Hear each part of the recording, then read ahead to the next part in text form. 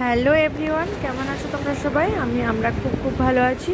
Welcome my channel mom and son square.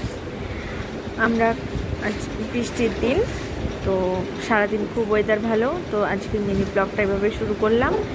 আর যেটা আমার পেটু হওয়ার পর আমি যেটা রিয়েলাইজ করেছি, মানে যেটা আমি খুব অনুভব করেছি, যে মা হওয়ার পর বাচ্চা যখন শরীর খারাপ হয় সেই কতটা কষ্ট লাগে যখন বাচ্চা কিছু খেতে পারে না।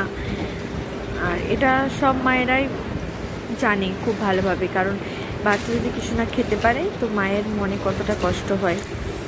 যাই হোক, বেটুর একটু শরীরটা খারাপ ছিল, ওই গরম ওয়েদারের জন্য পেটটা খারাপ হয়েছিল। তো পেটটা খারাপ হতো, বমি পায়খানা হলো, তো ওর জন্য মেডিসিন খেলাও, খাবার একদম খেতে চাইছিল না, ওষুধগুলো খেতে চাইছিল না।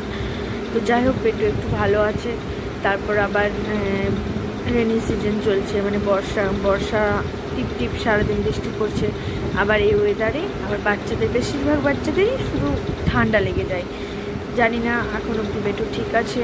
যাই হোক, ভগবানের কৃপায় বেটু যেমন খুব খুব ভালো থাকে। আর আমার ব্লগ কেমন লাগছে তো অবশ্যই জানাবেন, আর কমেন্ট করবেন, সাবস্ক্রাইব করে আমার পাশে থাকবেন।